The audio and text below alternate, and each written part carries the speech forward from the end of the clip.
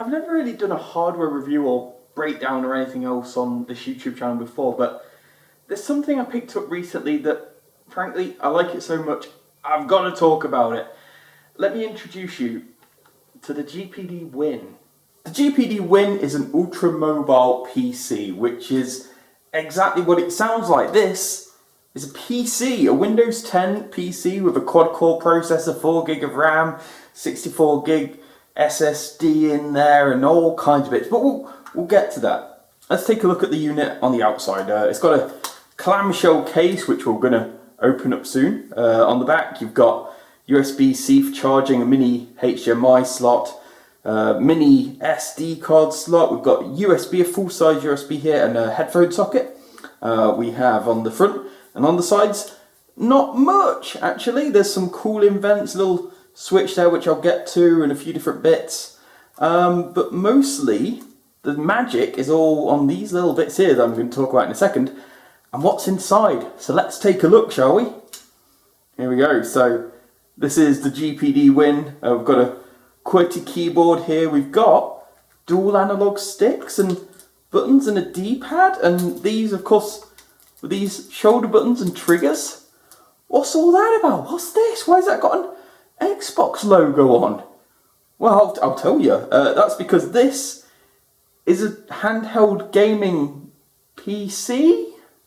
Yeah, a PC, an actual PC that you can use as a PC. It's just got Windows 10 in it. You can install whatever you want in it, although as the game controls kind of make clear, it's intended for gaming, which is lunacy. This actually has, like, I mean, at the moment it's passive cooled. This little switch on the back is to adjust the fan speed, so by default it's completely off, it's completely silent.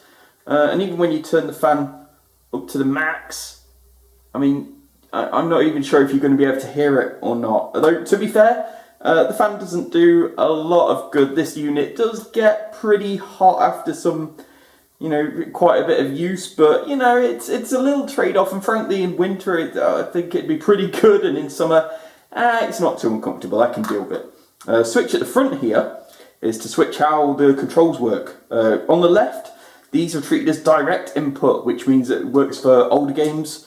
On the right, X input, like an Xbox pad, so any games that work with that will work with this. And in the middle, it's mouse and keyboard. I don't know if you can see, but the right stick lets you move the mouse cursor around. There you go. Left sort of does WASD, I think, or maybe the up, down, left, right arrows, or maybe these are the arrows, I'm not sure. Shoulder buttons are to left click or right click the mouse. And with that, you can just kind of do whatever you want, although you don't have to use that if you don't want, because this is a touchscreen as well, 7-point touchscreen, so that's pretty great. This system isn't a powerhouse, but the screen, although it's a very sharp, very bright screen, it's 720p, which is, for a handheld, it's pretty high resolution, but it does mean it's not too high resolution, which means it can kind of get away with not being super powerful. Less pixels means that the system isn't having to push as much. It's not as graphically taxing when it's playing games. And you can run some pretty awesome stuff on this, actually. It's really surprising. Well, how about starters? Burnout Paradise. While we're not talking quite 60 frames a second, it's entirely playable. I've done performance on this is pretty amazing, actually. Forgive me if I'm not doing very well at the moment. Obviously, I'm looking at the screen through viewfinder, which means a certain amount of lag, which isn't present just playing on the unit, by the way, I might add. On the system, it runs very, very smooth. In fact, it probably looks better in real life than it does on this video. Actually, yeah, do you know what? It might be 6 frames a second. It runs very smoothly, plays very well. I should take this moment to talk about how the system feels, which is actually really well. The shoulder buttons are really satisfying, nice and clicky. The thumbsticks, despite being these sort of low profile ones, feel very nice. The D-pad's a little flimsy, but frankly it's a lot better than the ones on the actual Xbox 360 controllers. Yeah, it feels good to play things on this, and it runs pretty well. So anyway, this is a bit of Burnout Paradise. Let's see what else we can got. Let's see what else let's see what else we've got. Oops. Oh dear. Didn't mean to do that. Or how about Just Cause 2? Again, like, I think my camera might be dropping the frame rate a bit, but on the GPD it's really solid. I think it's a steady over 30 frames per second, maybe nearing 60 at some points, and it just looks nice. I should say with a lot of these games, let me turn the volume down a little bit here, because it's probably a bit loud. I should say with these games, you know, obviously I've turned the graphics settings down quite a bit, but one of the points of a small screen like this is you kind of don't notice, you don't really need all the detail you need on a big desktop monitor. You're not going to see the difference anyway.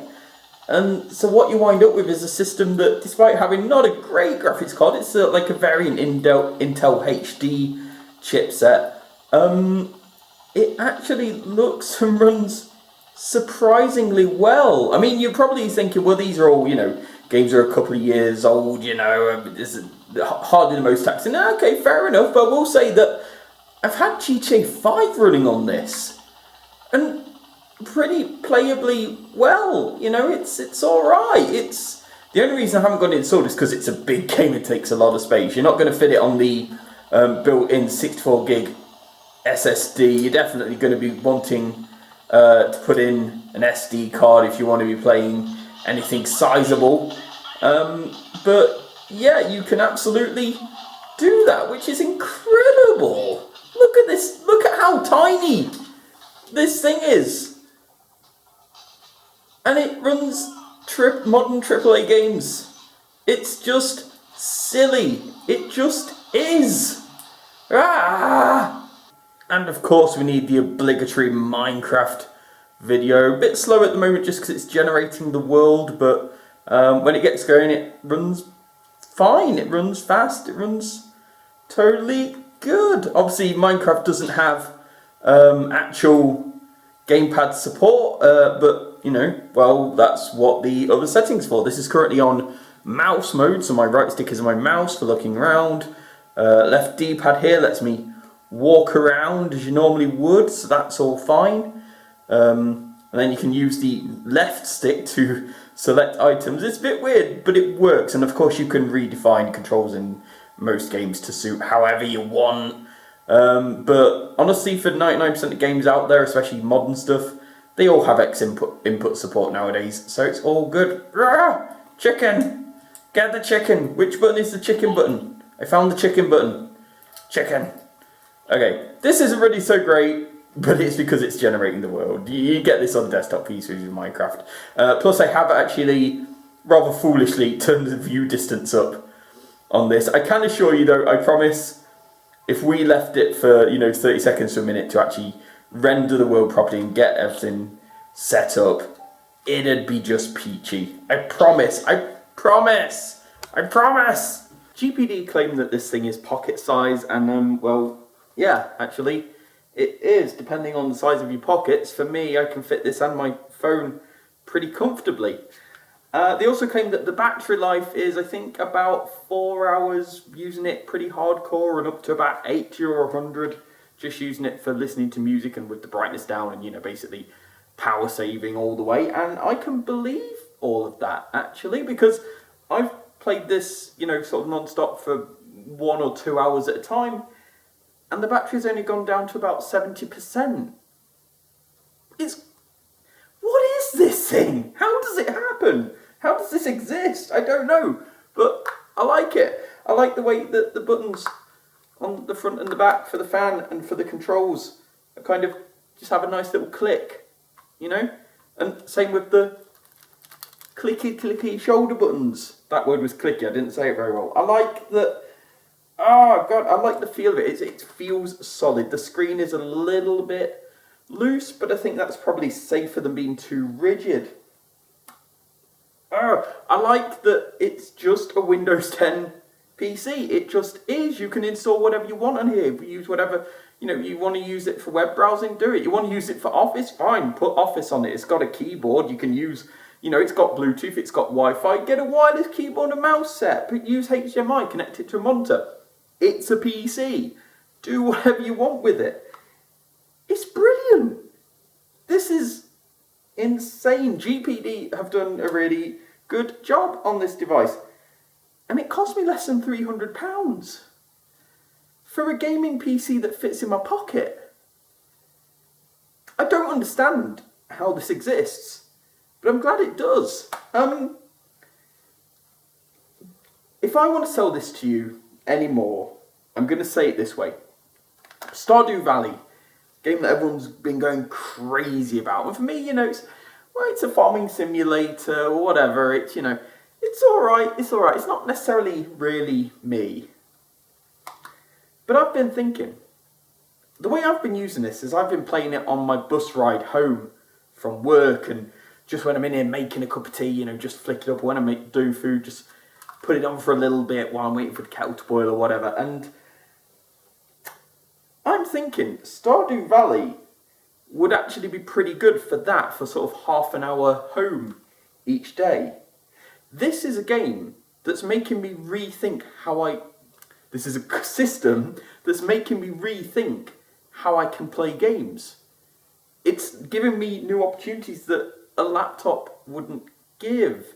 And without being constrained in the way that a Nintendo handheld console does. I mean, their games are very good. I have a 3DS, I play that every day on the bus to work. But you just have so many options with this.